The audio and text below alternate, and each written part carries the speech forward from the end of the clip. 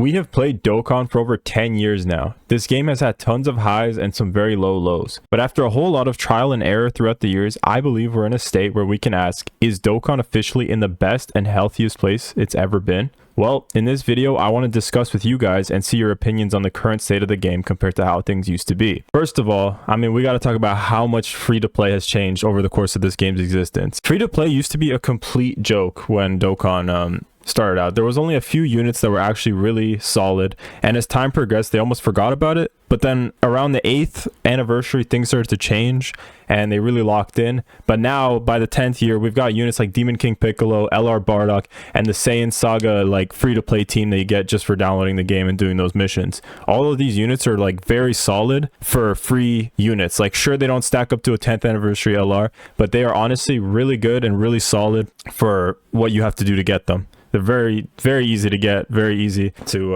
level up, and honestly, they're great for free units. That's all I gotta say.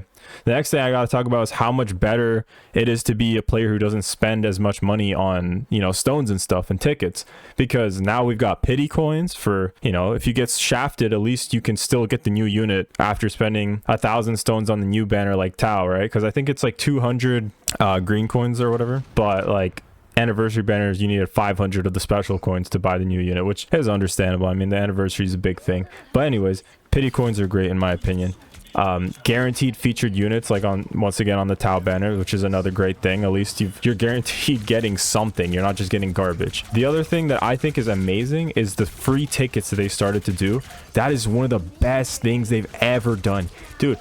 When you see a banner that you don't really care about too much, and you don't want to sink in your stones, but you see how good the TUR is, it's like, wow, I actually get to summon 3 free multis and get a chance at this character. It's such a great idea to at least let people try and get the new unit for free, and all you have to do is complete a few simple missions, and boom, you get 21 tickets or so, like across the month or week or however long the banner is out.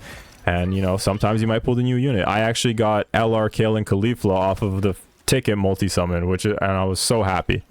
The other good thing about this is stones can actually be accumulated for big celebrations, even if you spend on bait banners or like less important banners just because you like a character. So for example, like with Tao and Cell, you might want to get the unit, but you don't want to put in like 450 to 500 or to even 1,000 stones just to get this unit. You can just throw in like 150 and you'll still have enough stones to summon later on in the year when like a bigger celebration comes around. And also, you do have to have some common sense, but they're going to be back later on. You're never truly missing out on a unit, but these banners are a lot more fair because they know it's not like worldwide download celebration or like anniversary where like people are going to summon until they get the unit. Here it's like, I kind of want a chance at LR Kale and Caulifla. I kind of want a chance at Tao. I kind of want a chance at Cell. They give you a chance to get these units. So I really appreciate those tickets that they've been giving out, and the fact that they've got all these amazing features I just talked about with like guaranteed, featured units and stuff like that. So honestly, they're doing a great job for quality of life when it comes to people who don't want to spend like crazy amounts of money to get new units. The other thing we got to talk about is the panel missions. Those are amazing. Whenever those come around and you got like a full page of panel missions, you just know you're gonna get like 30 something stones, and it's amazing. So I really like them. They're simple, easy missions that even new players can do. Old players can do them quickly. It's just great. It's like they actually love us. Like they're taking care of us. They're feeding us. This is good. This is what we need more of. And they're already doing a great job. So if they stay on this path, I think like it's only gonna get better from here.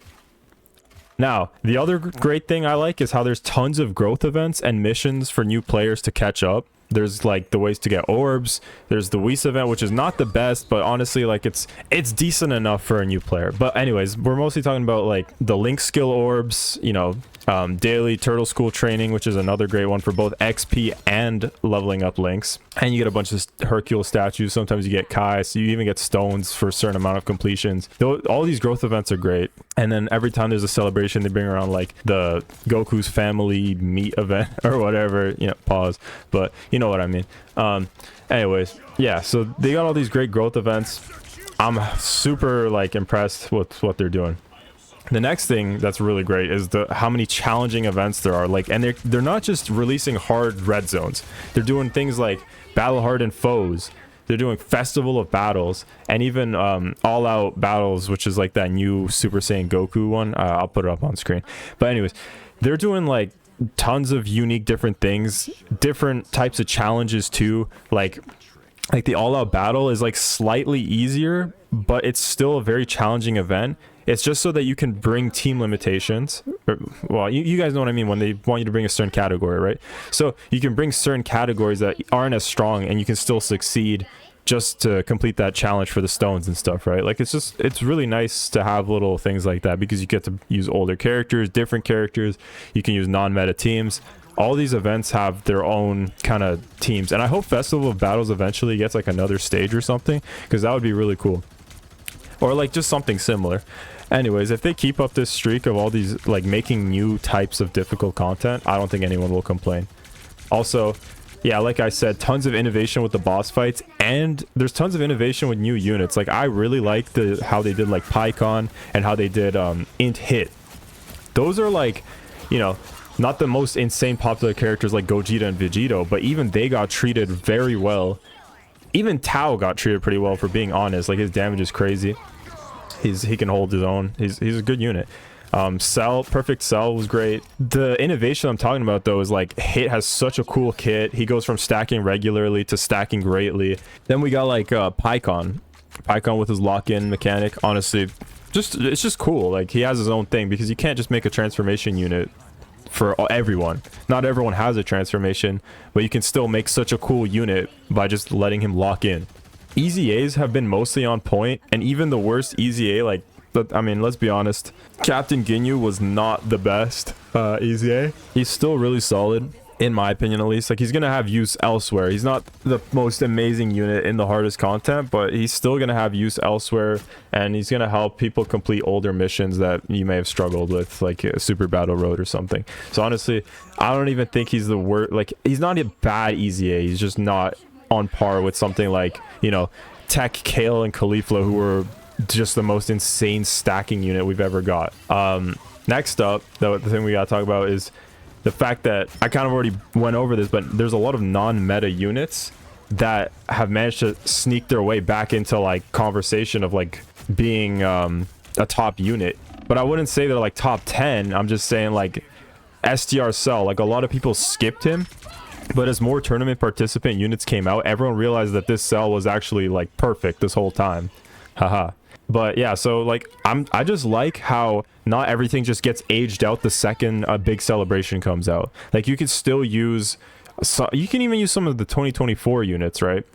Like, they're keeping up just fine, especially if it's shorter events. Like, you know, obviously you can't take Beast Gohan into Festival of Battles, but he's gonna still violate in any event where his defense doesn't run out. But also, I mean, I know this isn't a new thing, but like, boosts are just phenomenal, especially when a new Dokkan Fest comes out and you need 77 medals to awaken a unit. And on top of boosts, you have those missions that drop more medals for the new units, which is like the best thing they've ever done. Like, I think when I saw that for the first time, I like nearly cried tears of happiness, because it was like, I don't have to run this Dokkan event 10 times. I can just run it like 4 or 5 times, and I have all the medals from boosts and these missions, and I just have to do like some random team. Literally, I feel like the only complaint I have right now is the world tournament, because it's so boring and they need to like do something about it. And that Easy A's should always be separated from each other, because like, I know they like to duo up units that come out at the same time, but I feel like most people agree these Easy A's should always just be separate. We need the stones, and we need like, I mean, yeah, we just need the stones. Let's just be honest. We need the stones separately, like, especially if you're an older player. I know I talked about how there is a lot of ways to get stones, but it's still nice to just have, you know, an extra 30 stones. Sure, it's a little bit extra work, but I don't think anyone would complain if like the LR Saiyan Saga guys came out and had their own Easy A stage, because then we would have got like, you know, another 33 to 36 stones. But with all that being said, what do you guys think of the current state of Dokkan? Is Omatsu your GOAT, or do you have beef with him? Let me know in the comments if you agree or disagree, and if you enjoyed the video, consider checking out some of my other stuff that should be on screen right now. Thank you all so much for watching.